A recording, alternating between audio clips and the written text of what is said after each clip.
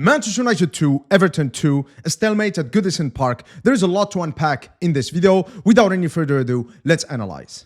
Alright, so let's get started with the build-up. Now, in this video, I'm not going to focus on that rigid 3-2 build-up phase that I've talked about a lot in my videos, but I'm going to show you some new things. Here, starting with this sequence where I'm trying to illustrate the importance of decision making. So here in this sequence, the Licht gives the ball back to Onana. That was fairly early in the first half. One of the main reasons why it looked like Everton were absolutely suffocating the Manchester United players.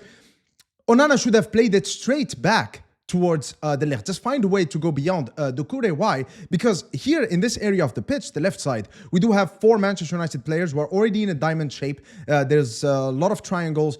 There's a lot of opportunities for verticality as well as keeping the ball possession. But Onana does not do that. He does what I was afraid he was going to do, which is playing to the Everton trap. Because when he played the ball towards Mazraoui, basically this is an area with 6 Everton players. They were just hounding us. Of course, a lack of quality here, especially from Dalot with that ball. What is he trying to achieve? I don't know. But the point is that Onana put the ball in an area that is extremely saturated with Everton players, and they were able to just counter press, get the ball in our own final third, and it resulted in a Beto header. Now in this sequence, let's illustrate something different. So obviously here we have the 3 center backs, that 3-2 shape with the 2 double pivot players. In this game, it was Ugarte and Casemiro.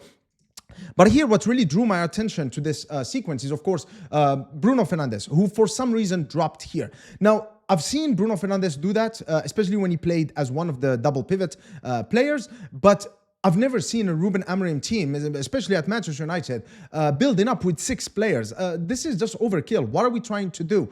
So with Bruno Fernandes dropping here, I was not there in the dressing room. I was not there when they were having their tactical briefings. But I think after we lost Lisandro Martinez, we lost a very good deep line playmaker in Lisandro Martinez in this left-hand side of the pitch. Maybe that's why Bruno Fernandes drops deep. But remember, in this game, he played as one of the 10s. So he should be here. He should be receiving the ball rather than dropping deep to create something. So what happens here is that he receives the ball, he identifies this good pass, good, but this is Casemiro, guys. I mean, he's not, maybe if it was Casemiro from the first season at Manchester United, maybe, but not this Casemiro. This risk by Bruno Fernandes is absolutely unnecessary because now, after we lost that ball, we are exposed and we are in a situation where we are being attacked by 4 Everton players. And if it were not for this block by Maguire, that would have been 1-0 Everton at the 18th minute. Here's another example of just how dysfunctional the Manchester United players are. Again, those 3 center-backs with Maguire, Mazraoui, and De Ligt. De Ligt with a very poor pass, and then this misunderstanding, this lack of synergy and understanding from Mazraoui and Maguire is the trigger for the Everton players to apply more pressure on us. By the time the ball comes to De Ligt, he just plays this speculative ball to no one. It's just nothing is working at Manchester United as far as the build-up is concerned. The players are confused, but they also don't seem to have the quality to just get themselves out of tricky situations. However, guys, and this is a pro tip for you, it doesn't matter if we win or not. It doesn't matter if we play well or not. There's always some positives when Manchester United plays. And here is an example, a scene that showcases the importance of positioning in the build-up phase. So as Mazraoui gets the ball, something interesting happens. Now look at this. Casemiro is the only player through the middle, and then Zirkzee and Bruno Fernandes, the 2 10s in the system, are positioning themselves in very important and potent positions because they are positioned in a way that allows them to target those half spaces in the channels, which we know are extremely dangerous. And also by just leaving Casemiro here, they are positioning themselves further forward, therefore dragging some of the Everton players further back. But it's the positioning of Ugarte here. Ugarte has been extremely instrumental in us being able to execute this build-up plan. Because by going wide, especially with the rigid man-to-man system that David Moyes has, he's dragging Garner with him. And in fact, if you look at the average positions from this game, you see that Ugarte has been playing mainly on the right. And I suspect that it's because Dalot has been ineffective on the right, or maybe because Ugarte has identified wide spaces as areas where he can actually get the ball more and affect the game a little more. What matters here is that Ugarte has identified this flaw in the Everton system. And so by moving further forward, he is thinning the crowd through the middle. And now this kind of setup is what favors Zirkzee and Bruno Fernandes, who both are very good in finding those spaces in the half spaces and in between the lines. Now Mazraoui, good progressor of the ball, is able to find Zirkzee, who then in turn is able to find Højlund in space. And of course, that did not lead to a goal, or even to a shot. But if we can maximize these kind of sequences, if we can do them consistently enough every game, we're going to be able to create some really interesting chances and interesting, patterns of build-up play. But of course, with Manchester United, there's just a lack of consistency. Now, that was the build-up phase. Now, but our defense was also just as shambolic, because here, notice where De Ligt is positioned. He's the left-sided centre-back. So he should be somewhere here, and yet he's positioned where Maguire is supposed to be. So our whole formation is lopsided towards the right, and Everton know that. So now they quickly move towards their right-hand side. Of course, these players, what are they doing? I mean, they're not pressing with any sort of intensity. They're not blocking any passing lanes. So again, our pressing is absolutely ineffective.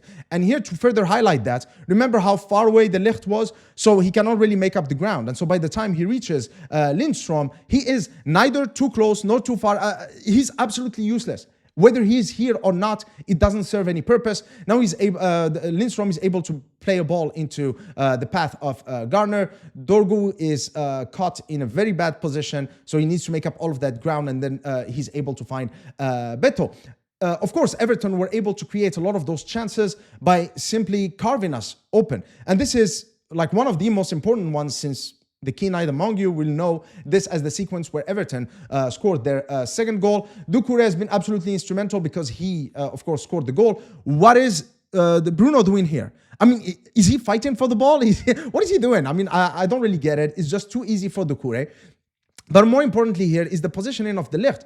What is he doing? If you remember the video I made about De Ligt before we signed him, I said we should avoid De Ligt, mainly because his sense of positioning is extremely bad for a professional footballer. I mean, he's fast, he's good physically, his ball-playing ability is quite good, but his sense of positioning, and it's very important for a centre-back, is a little bit off. Like here, either you commit and you just get in the face of the player, or you drop back so that you kind of like restrict the space in which they can target you, behind your defense. So now here, De Ligt is doing nothing. So look, he's absolutely useless. He serves no purpose whatsoever. And then now Beto is going to be making a run from deep, with Doucouré, of course, following him. This is what we call, shadow striker. This is a perfect shadow striker play from Beto, in that he's making the run in front of the defender. Therefore, he's avoiding the offside trap. And here, Maguire is going to start his series of 3 defensive mistakes that are going to lead to that goal. If you're Maguire, if you're not fast, you are not Van de Ven or Upamecano, then don't do this. Drop back. Try to drop back to limit the space that Beto can target. But now Beto goes in. He's obviously faster. And then he plays the ball. Second mistake for Maguire. Look at the ball. Look how close it is. Just slide tackle. Just throw it into a corner or play it back to Onana so that he can clear. Maguire should have done better in this sequence. No, the ball goes through him. And then, of course, now he's just being reactive to what's happening, but obviously not fast enough, because Doucouré, making that run from deep, he started the sequence. He's coming behind Maguire. Maguire is unaware of what's behind him. And of course, we are able to concede. You could make a case Onana could have done better. I believe he should have done better as well. Just command your area, come in and punch the ball away. Both players should have done better, but especially Maguire. I mean, 3 defensive mistakes in a row. I defended him a few videos ago, but of course, in this sequence, there is no defending him. I mean, he was just bad, and he clearly cost us the goal. Right after halftime, this shot of Ruben Amorim, I mean, dude, I can feel his pain. And I was just thinking, look, if we don't get anything from this game, he's going to murder one of the players. He's just going to murder someone, because that's not a good look. And you got to sympathize with every manager that Manchester United has had. I mean, their mental health is, in disarray. I mean, managing Manchester United is extremely tough. It's like managing an asylums team. That's how bad it is. But of course, Ruben Amorim also in his pre-match press conference talked about Garnacho and about the impact that he can have of the bench. And that's exactly what happened. Not only him, but Dorgu as well. So Dorgu and Garnacho on that left-hand side just demonstrated the importance of having 2 players playing in roles that they're familiar with and just being in tip-top shape. Okay? Both of them have that intensity. And they also have that little bit of arrogance in just taking on the defenders. I'm a better dribbler than you. I'm faster than you. I'm going to go all the way. And here Garnacho was able to get that free kick that, of course, allowed Bruno Fernandes to score from a free kick. And then, of course, this sequence right here. Look at what Dorgu is doing and Garnacho. Their movement here is extremely important. So Dorgu is coming in inside, playing in the underlap. And then as a result, what happens with Garnacho, he's going to move to the position that he favors most, which is going out wide where he can collect the ball in space, then run at the opposition. This is a very important move, and it's clear that both Garnacho and Dorgu, these are their best roles and positions. So Dorgu here collects the ball in the underlap, and of course, he's able to use his pace and his balance to get another free kick, which of course Ugarte was able to score from. And Patrick Dorgu has been fouled the most. 5 times out of every player on the pitch, 2 times more than the second one on the list, which is Manuel Ugarte. And that has allowed us to gain more control of the game. And of course, as I've shown, both goals that we scored came from free kicks. So the fact that Garnacho and Dorgu were actually willing to attack the space and to get in 1v1 situations against the opposition defenders is what actually allowed us to get back in the game and to get something out of what was an abysmal performance from the Red Devils. Well, ladies and gentlemen, so obviously this performance has been abysmal, though I have to admit the last 20 minutes were quite entertaining. But there is a source of optimism for us Manchester United fans, and it is Patrick Dorgu's performance, especially his synergy with Garnacho. Basically, what it shows us is that we should not really overcomplicate football sometimes. You know, just get good players who are in the right age, who have the right mentality, who brings the right intensity and the right qualities, and just put them together on the pitch. And eventually they are going to perform. The context in which we got Patrick Dorgu, for example, was very streamlined. I mean, we need wingbacks. We need wingbacks with the following qualities. And they went and they got Patrick Dorgu, who I assume has checked most of those boxes. Replicate this in every other position, and Ruben Amorim will have the tools to succeed. I mean, it's that simple. And I think now it's just a matter of getting the right players with the right profiles and the right characteristics in the next 2 or 3 transfer windows. We should stop getting players and then thinking about what kind of roles they need to perform.